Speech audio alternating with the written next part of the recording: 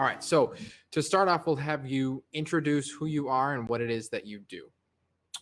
How you doing, guys? My name is Paris Black. I'm a defensive end. I play overseas for the Mexicas for the LFA. And what is the LFA? The LFA is a league in Mexico. It's a diverse league. They bring in foreigners from all over. I know personally I have some teammates from Canada, some guys, like you said, from Brazil, and another guy from the U.S. So it's a very diverse league. It's a newer league, and it's definitely one that needs a lot of help. We need a lot of help over there. So I would say it's definitely a great league. It's one that's getting guys prepared to go to leagues like the CFL, the NFL, and it's just growing every year, and I'm excited for it. So before we get to LFL, let's talk college. Where were you playing football in college? Originally, I started college at Wake Forest University. I played there for 3 years and then moved on to my senior year at James Madison University. I lived right down there for a while. I lived in Williamsburg, so we were right by there. We'd catch the William and Mary Jamestown game was always a blast to be at. So that's sweet, man. That was a good one. You know, William and Mary always brought the fans. So JMU, we stomped them every time I played them, though. Oh, so what years were you at James Madison? Now I want to see if our years would have lined up. 2019 was my last year there at JMU. In the world to ever have gotten me a cup of coffee. Shetlick drilled in the backfield as Paris Black gets him at the 44. Another sack for JMU, and Villanova just can't do anything today despite the great field position they'll have to. And how many years total were you there? 1. Okay. Yeah. And was that the year you guys, JMU is usually really good, but was that the year you were undefeated? That was the previous year, the year that I got there. We got knocked out in the 3rd round, which I did not play. I had a shoulder injury, and kind of which led me on to training and to getting into the LFA as well. Who'd you get knocked out by?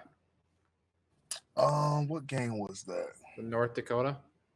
When in doubt, guess North Dakota. Yep, North Dakota. When in Was doubt, it really? Because you know what? We do typically get knocked out by North Dakota, and you know that's not a good game to play. You know, those guys always bring it. They're championship guys, and you know you got to bring your A game. Can't make a mistake with those guys. You know. So, you know, while college was wrapping up, as a senior, is that something you knew that you were going to have the opportunity to keep playing, or what was your first inkling that you might have a chance to play football after college? My first inkling was honestly around the time that I was a redshirt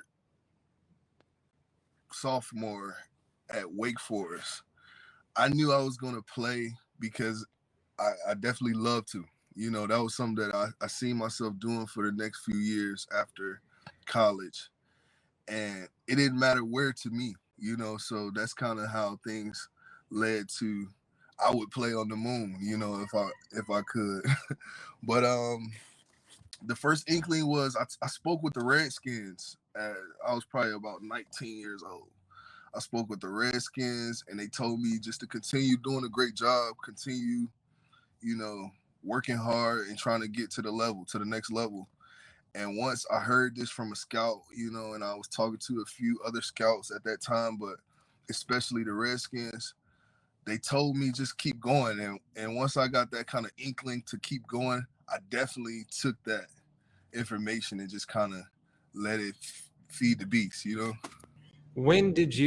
So you talked to the Redskins and things like that, but at what point did you kind of get an idea of leagues other than in the NFL? Was that something you were always aware of? Did it come later on? How did that work for you? For sure. Now, I did know about other leagues, especially leagues like the XFL. I don't know if you've heard of the AFL that recently was done with, but I've heard of these few other leagues that were popping up and kind of almost being like developmental leagues and getting guys prepared to play at the next level, at the highest level. And I knew about those, but as far as going overseas, I typically thought that this was a basketball thing. You know, I thought like guys who hooped or who played a little ball, those are the guys who get a chance to get a shot and go to Germany or Mexico. But it didn't take, it was in 2020, actually 2019, and right on coming into 2020 is when I realized, you know, after playing in a bowl game, well, it was a big game, an all-star game called the Podium. I played in front of some scouts. I played in front of some overseas scouts. And that's what kind of got me a shot and an opportunity. That's when I learned about, oh, there's these leagues, you know, after talking to guys like the Redskins, Cleveland Browns that were out there at that camp that day. You know, I got to talk to some CFL guys. I also got to talk to a few additional overseas leagues, from Portugal to Mexico to Germany were a few leagues that I heard from on that day. And that's when I realized it's bigger than, you know, right here in America. So When for you, was indoor football ever something you looked at seriously or not? honestly, I definitely had agents, you know, come talk to me about it. It wasn't something that I had my eyes set on, but I was not going to just shut it out completely. I knew that, you know, after sitting a year and not being on the field for a whole year, that I had to play, you know, and start somewhere. So I was willing to go, but at the same time, other opportunities came about, and that's what landed me in Mexico. And I played indoor as a kid. I was a part of a team like 2009-ish. Okay, so you did have a little experience. How old were you then? So it was when you were younger, like a kid playing, you said? Yeah, I was probably 12. You know, I was very, very young, and I got to experience a little bit of that indoor football right there in Fayetteville, North Carolina, where I'm from. And then, okay, so following college then, where was your first actual spot in the professional or even semi-pro for football? My first spot would have been this journey that I've taken over the course of the past year, going overseas, signing a contract with these guys, and I absolutely love it from day one till now. Right now, I currently play for the Mexicas. They're a team in the LFA organization, a league overseas in Mexico City, Mexico. Okay, and that was your first stop? Yes, sir. Okay, so that's been your first stop. Okay. So as far as going to play in Mexico, was this your first offer? Was it your biggest one, or what was it specifically that led you to choose to go play over there?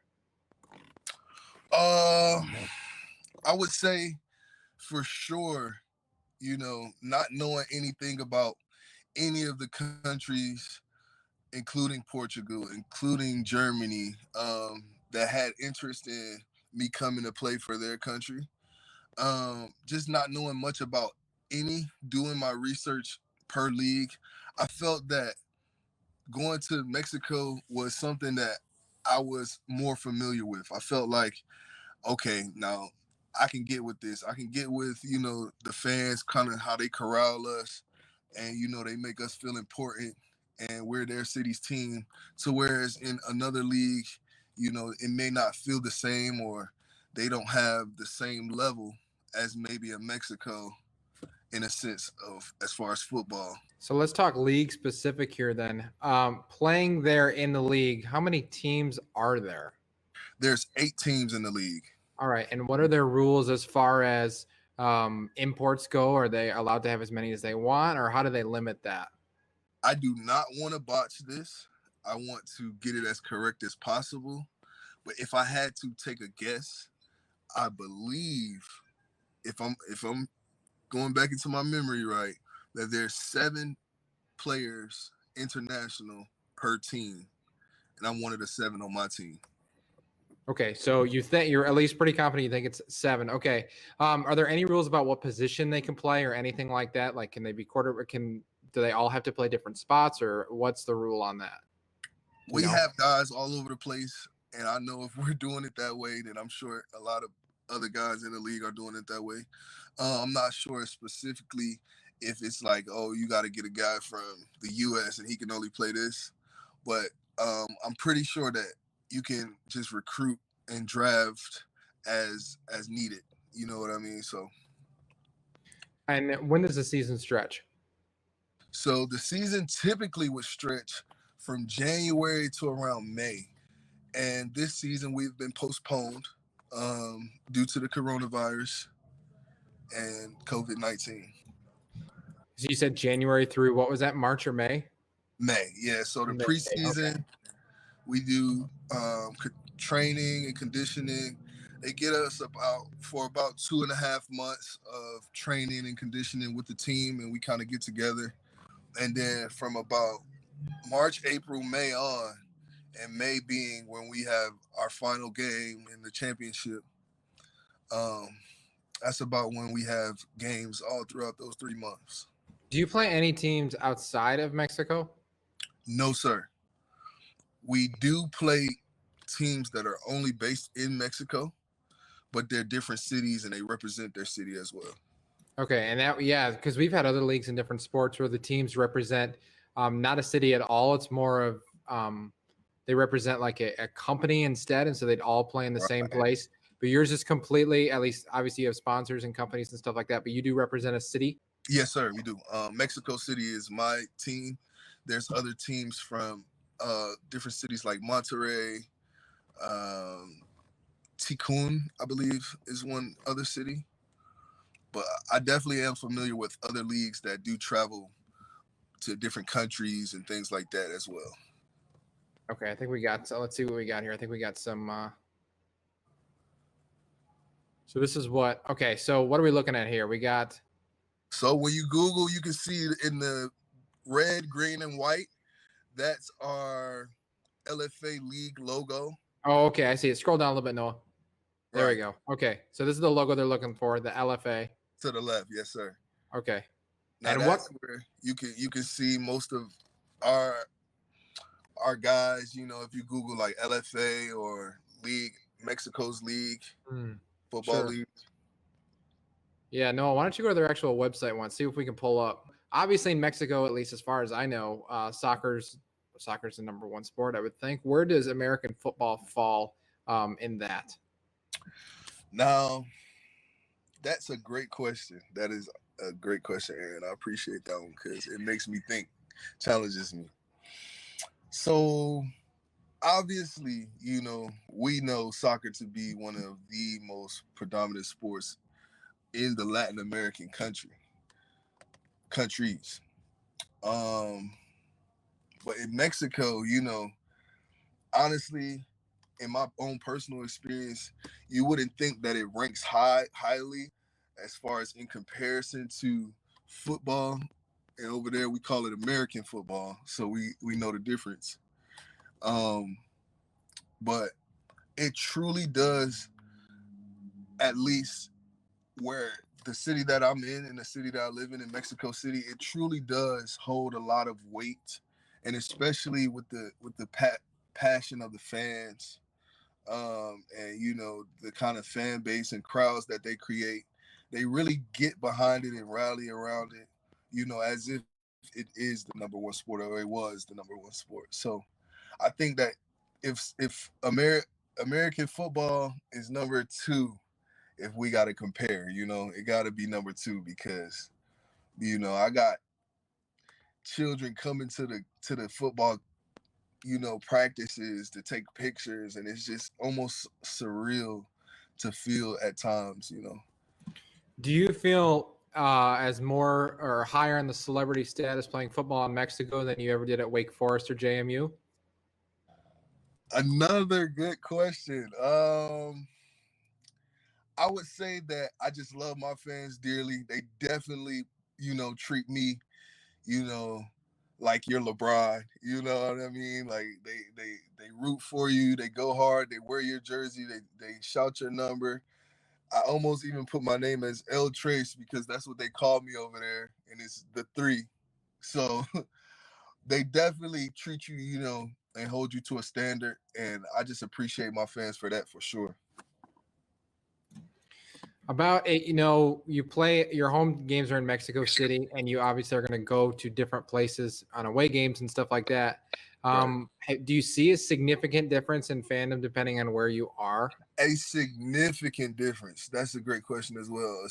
A significant difference because I gotta be biased in this ask because my fans, I gotta give them another shout out. They feel our crowd, they feel our stadium. From the kids to older ladies out there, having fun and just riling us up. They give us life, and in other stadiums, they travel as well. Our team, most of the time, they travel well. And, in other stadiums, I don't typically feel the same amount of energy from the other side. So I'm like, it does make a difference. Oh, yeah. Oh, here we go. All right. What are we looking at here? Let's, Noah, why don't you click one of them and then we can scroll through them. We're looking at some former teammates right there. That was before I got there. Throwback pick and some, those are Rojo jerseys. My Spanish is, it's okay. It's okay. All right, Noah, what do we got? And this is a picture maybe from one of the games. We have some celebratory kind of flags waving when we either enter or we're leaving the stadium. We have some people with some traditional headwear is definitely a part of, our culture over there. And the Mexicas. Nice. Who are you guys playing in this one? You said, who are we playing? Yeah, who's this against?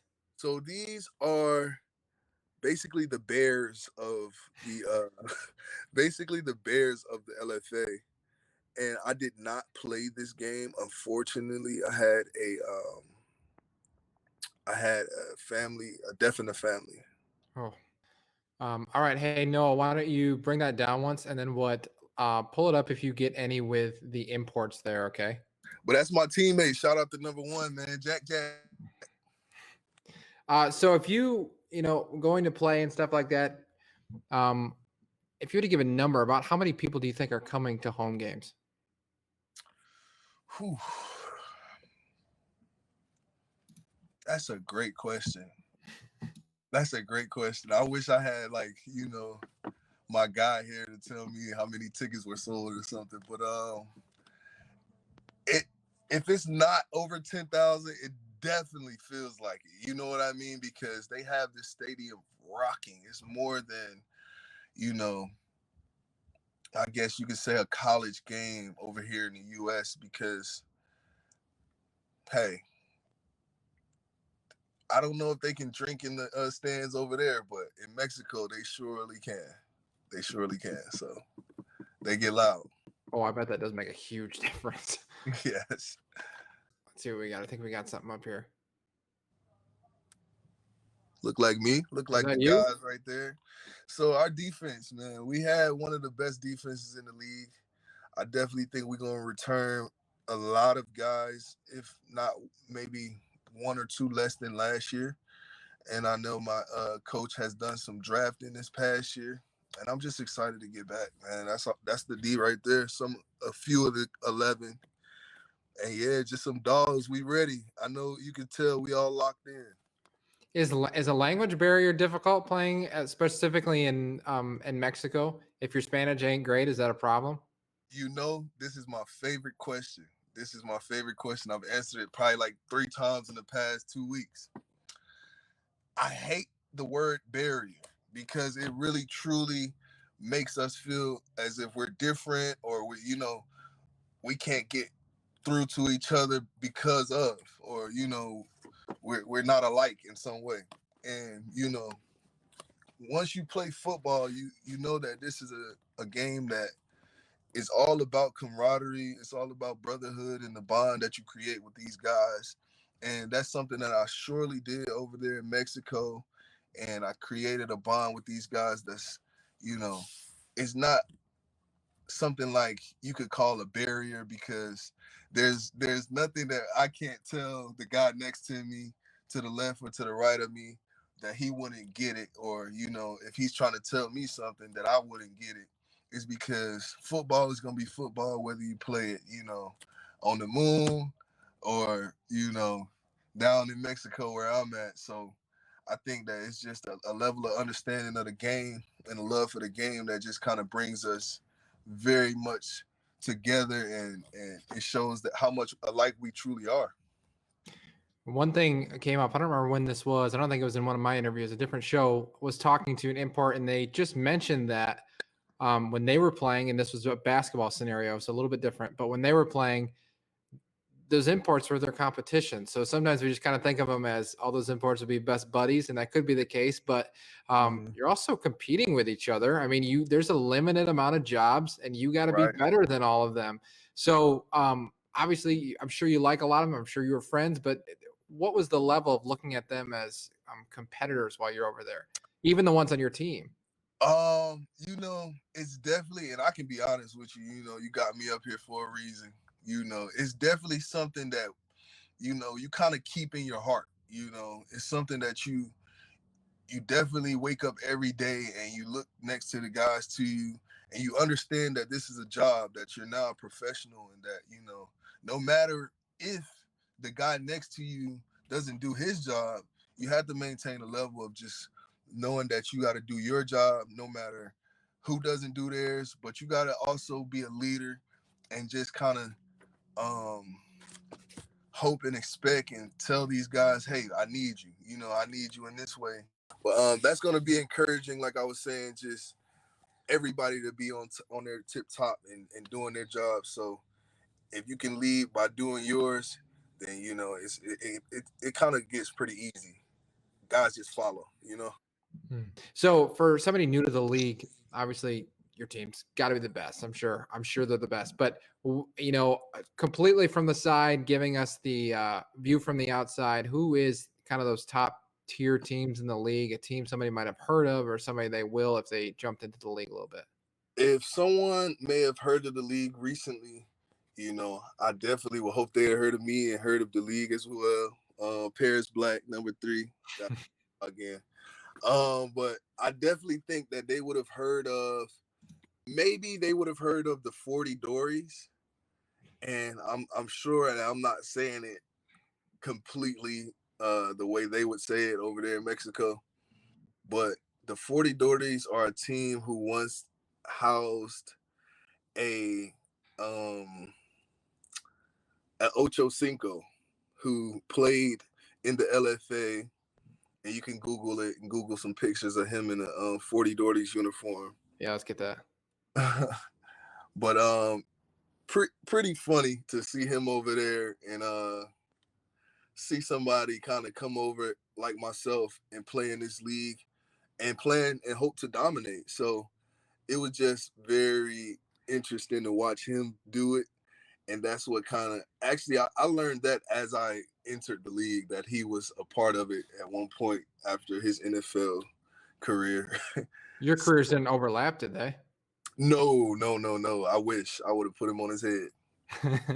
Well, he's the kind of guy who strikes me. I wouldn't be surprised if he was still playing somewhere else. So I wasn't sure if he was still playing or what. I actually seen him recently, and he's just being a great dad, man. Shout out to his daughter. She's a great track star. And he's just supporting her. I see him a lot training with her and getting it in these days. All right, Noah, you got some of those? Let's see those ones.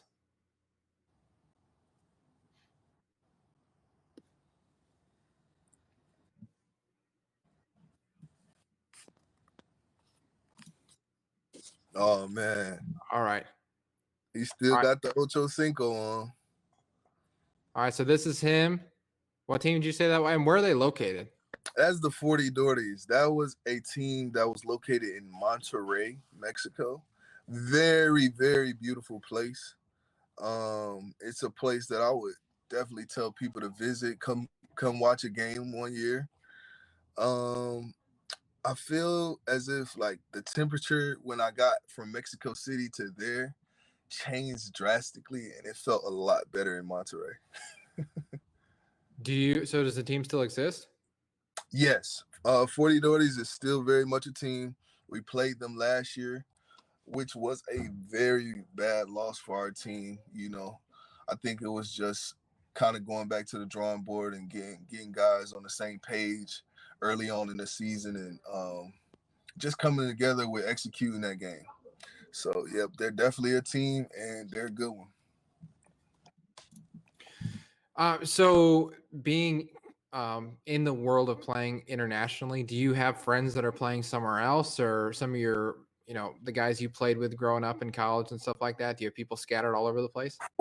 I mean, a long list, man. I'm just lucky enough and blessed to have these guys around me that kind of, they definitely encourage me to keep going, because this is a game we all grew up loving, and we continuing to play because we had that same passion. So I keep up with a lot of these guys as well to train in some sort. I'm actually here training with one of my friends now in Virginia.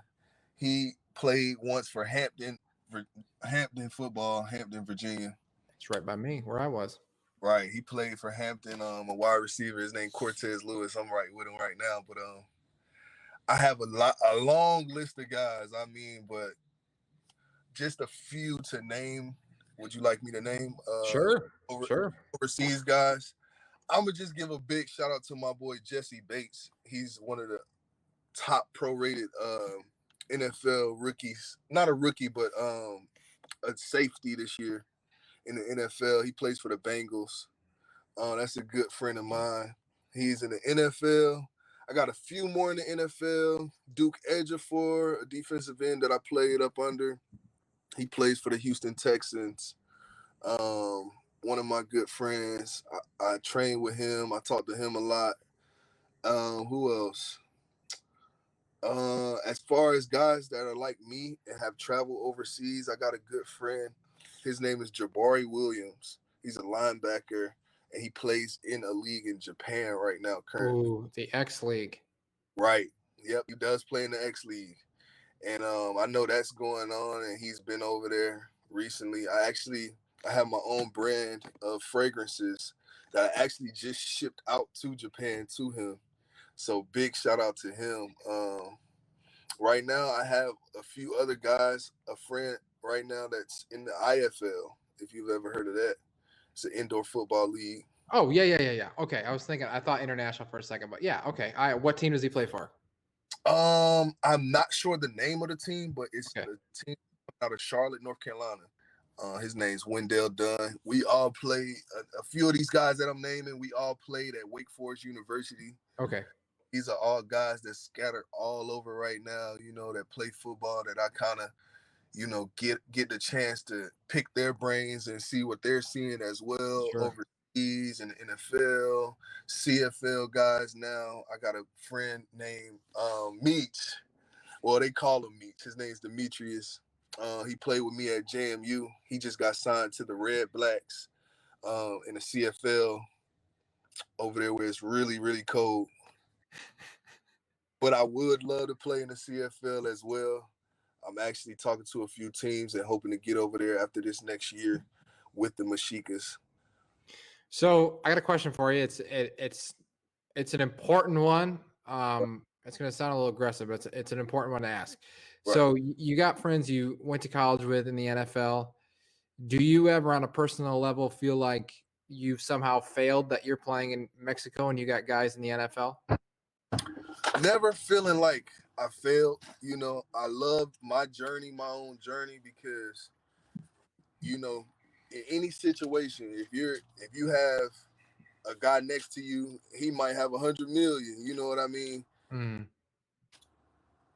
It's not that you fail, but you're on your own journey. You're on your own path. Everybody is. So I would say I learned a lot.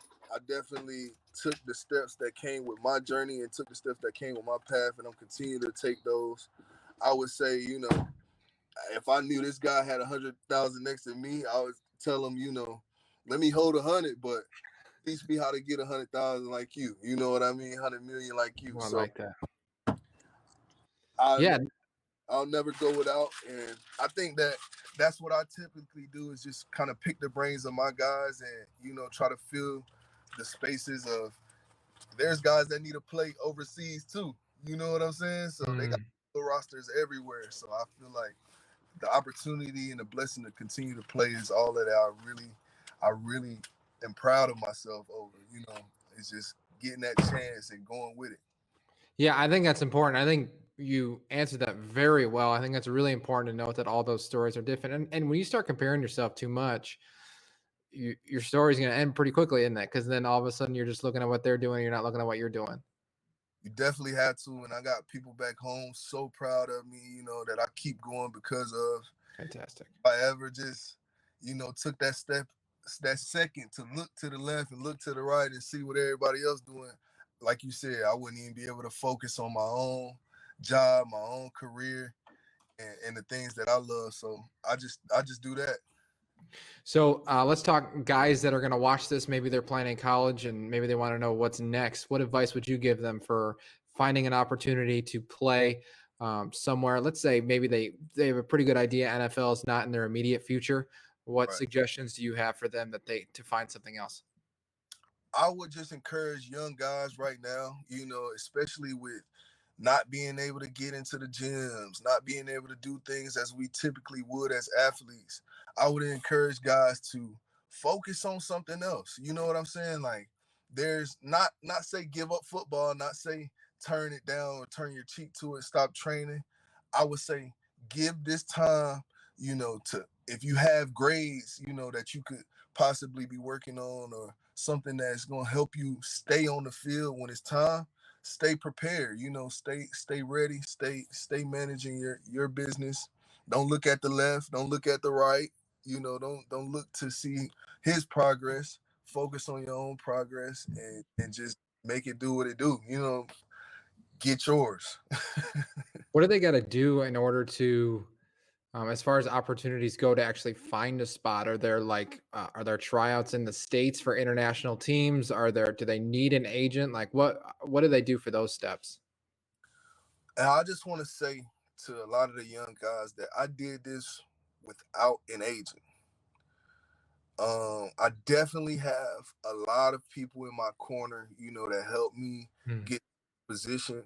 But as far as, you know, the contracts and me representing myself, that all happened, you know, and I feel like any young guy feels the need or, oh, I might have to pay this agent, I might have to do this.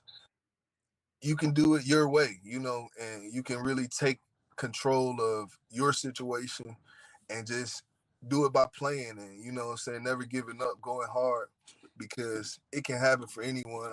I would say as far as getting to the next level, you know, be proactive. That's one major key to this. To playing this game for a long time, I'm talking about just even high school to the pros. I think anybody in that game can tell you that being proactive has gotten them an opportunity, gotten their foot in the door, gotten them a chance, a shot somewhere. So if one door turns you down, be proactive so you can get into the next. We'll wrap it up here. I got producer here sending a nice question that I like, and I just saw it, so I want to get to it. This backtracks a little bit back to your time at James Madison, but Wake Forest is a good school. We do know that, but James Madison, at least in my time, is well known for their academics. I knew that because I was near William and Mary, so that was the two. They were pretty well known for that. And he asked, what was the general attitude of the guys towards playing overseas if the NFL wasn't a possibility? Knowing that, again, James Madison is kind of pretty high up there when it comes to academics. Was it something that they were looking at, or did it seem more like NFL or a career somewhere else? As far as college went, most guys, I would say, especially at JMU, where I was at last, most guys, they were choosing. You know, if it wasn't the highest level, if it wasn't the NFL, they may have not seen themselves playing and possibly going to a different career. But like I said, at Wake Forest, now you had some of the other guys, like I told you, that are in the IFL, even some that played, and I can name one right now, played in the AFL, you know, played in some of these leagues, XFL, and then continued on and now to be a starter in the NFL, you know, and that's John Walford, one of my former quarterbacks at Wake Forest. He played in all of these leagues and recently had his first start with the Rams. So I think that that's a glory story, you know, that a lot of people can hear, that goes to show you that you can make it from one league to the next, and I plan to do so. That's awesome. All right, let's end here. Paris, anything you think the guys watching, potential players, need to hear that we haven't talked about yet when it comes to football opportunities? I would say, man, don't let this COVID, knock you down, take you out of the game, because there's always somebody who's going to, need a guy, and you could be that guy. Keep working. Absolutely, especially as, maybe sports hopefully begin to come back here, and you had leagues already on the rise before this happened. That I think teams are going to be hungry for people, so be ready for those opportunities. Paris, thank you so much for joining. We really appreciate it. Thanks for telling your story and giving that insight on playing in Mexico, man. I really appreciate you coming on. Thank you. Thank you guys for having me. I appreciate you too, Aaron. Thanks, man. See ya.